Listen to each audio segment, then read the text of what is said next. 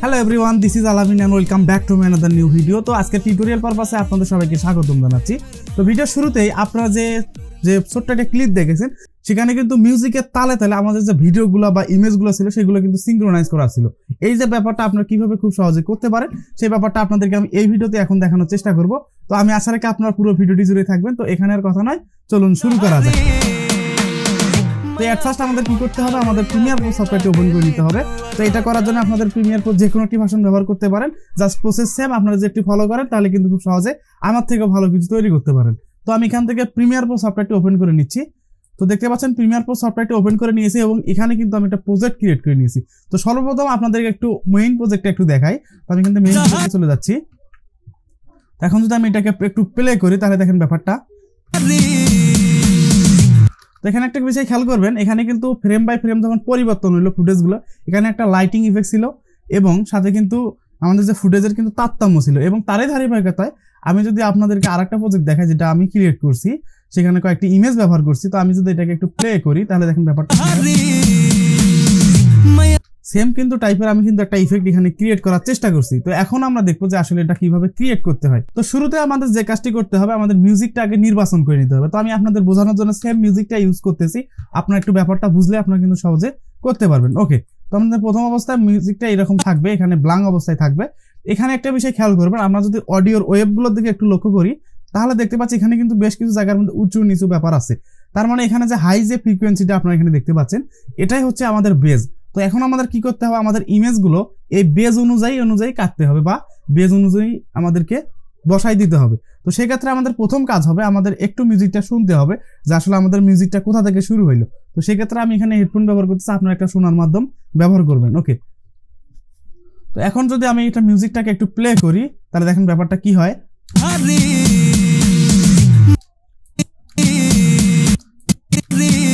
তাহলে আমাদের বেসটা শুরু হয়েছে এইখান থেকে। তো তাহলে আমাদের এখান থেকে ইমেজ বা ভিডিও হোক সেটা আমাদের বসানো দরকার। তো এটি করতে গেলে আমাদের টাইমলাইনটাকে একটু জুম করে নিতে হবে, তাহলে কি হবে আমরা ফ্রেম বাই ফ্রেম বুঝতে পারবো এবং পারফেক্ট যে বেজের যে পজিশন সেই অনুযায়ী আমাদের ছবিগুলোকে আমরা কিন্তু বসাইতে পারবো।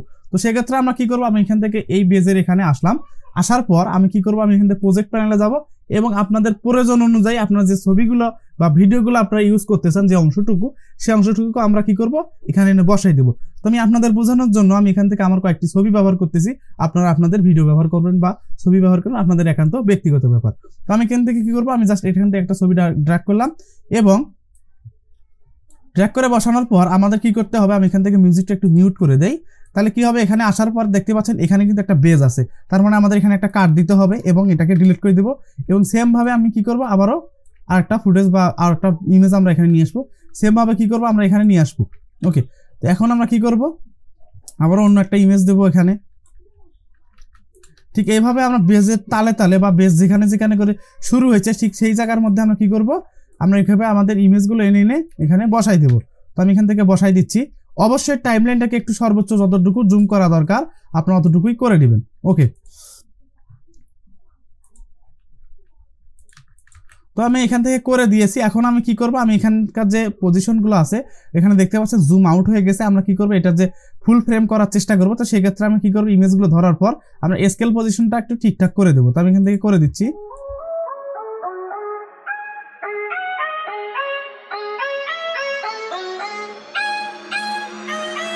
তো এখানে একই ইমেজ তিনবার ব্যবহার করার কারণ হচ্ছে এখানে কিন্তু আমাদের মিউজিকটার এখানে কিন্তু বিটের সংখ্যা বেশি। তো সেক্ষেত্রে আমরা কি করবো, এটাকে ফ্লিপ হরিজন্টালে ক্রস করে আমরা এখানে একটা ইফেক্ট ক্রিয়েট করার চেষ্টা করব। ওকে, তো এখন যদি আমরা এটাকে একটু প্লে করি তাহলে দেখেন ব্যাপারটা কি হয়। তাহলে দেখতে পাচ্ছেন এখানে কিন্তু খুব সুন্দর একটা ইফেক্ট কিন্তু এখানে ক্রিয়েট হয়ে গেছে। তো আমরা যদি এদিকে একটু লক্ষ্য করি, এখানে কিন্তু বেজের সংখ্যা বেশি ছিল।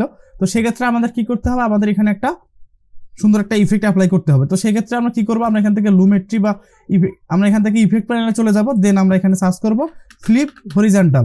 তো ফ্লিপ লেখার সাথে সাথে আমরা দেখতে পাচ্ছি ট্রান্সফর্মের অধীনে ফ্লিপ এবং ভার্টিক্যালের দুটো ইফেক্ট পেয়ে যাচ্ছি। তো আমরা কি করবো, এই হরিজন্টাল যেটা আছে জাস্ট এখানে করে আমরা এখানে ছেড়ে দেবো। তাহলে কি হবে, এখানে একটা ব্যাপার দেখেন ব্যাপারটা, তাহলে এখানে কিন্তু খুব সুন্দর একটা ব্যাপার কিন্তু ক্রিয়েট হয়ে গেল। এখন আমরা যদি মেইন প্রজেক্টে একটু লক্ষ্য করি তাহলে দেখেন ব্যাপারটা, তাহলে এখানে ব্যাপারটা দেখেন এই যে এই জায়গাটার মধ্যে একটু খেয়াল করেন, এখানে কিন্তু একটা লাইটিং ফ্ল্যাশ ইফেক্ট কিন্তু এখানে ব্যবহার করা হয়েছে। তো আমরা কি করবো, সেম ফ্ল্যাশ ইফেক্টটা অ্যাপ্লাই করার চেষ্টা করবো আমাদের ভিডিওতে। তো সেই ফ্ল্যাশ ইফেক্টটা অ্যাপ্লাই করার জন্য আমরা এখান থেকে চলে যাবো ইফেক্টে, দেন আমরা এখানে লিখবো, আমরা এখানে সার্চ করতে পারি, অথবা আমরা যদি এখান থেকে ভিডিও ট্রান্সফর্মে চলে যাই, দেন আমরা এখান থেকে ডিজলভের অধীনে যদি আমরা এখানে দেখতে পাচ্ছি অ্যাডাপটিভ ডিজলভ, জাস্ট আমরা এই যে ইফেক্টটা আছে জাস্ট এটা ড্র্যাগ করে নিয়ে আমরা এখানে বসাই দিব, এবং আমরা কি করবো, এটার যে স্কেল যে ব্যাপারটা, এটা যে দূরত্বটা আছে সেটা কমাই দেবো। তো সেক্ষেত্রে আমরা কি করবো, এখানে ধরার পর জাস্ট আমরা এইভাবে যদি কমাই, তাহলে দেখতে পাচ্ছি এটা কিন্তু পরের ফুটেজের মধ্যে চলে আসতেছে। তো এটাকে আমরা কি করবো, 2 ফুটেজের মাঝখানে রাখবো। তো সেক্ষেত্রে আমরা যদি ইফেক্ট কন্ট্রোল প্যানেল একটু লক্ষ্য করি, তাহলে দেখতে পাচ্ছি এখানে কিন্তু এই যে ব্যাপারটা কিন্তু এখানে আছে। জাস্ট আমরা কি করবো, আমরা জাস্ট এটাকে ড্র্যাগ করে এনে আমাদের ফুটেজ বরাবর এখানে বসাই দেবো, অর্থাৎ আমাদের মাঝখানে এখানে এই ব্যাপারটা এখানে থাকবে, পরের ফুটেজের মাঝখানে এই ব্যাপারটা থাকবে, অর্থাৎ শুরুর মাঝখানে আর কি। এখন আমরা যদি এটাকে প্লে করি, তাহলে দেখেন ব্যাপারটা কি হয়, তাহলে ব্যাপারটা এরকম হলো। তাহলে আমাদের কি করতে হবে, আমাদের উপরে উপরে কয়েকবার আমাদের এই ইফেক্টটা কি করতে হবে, ইউজ করতে হবে। তো আমি এখান থেকে সেই ইউজ করে দিচ্ছি।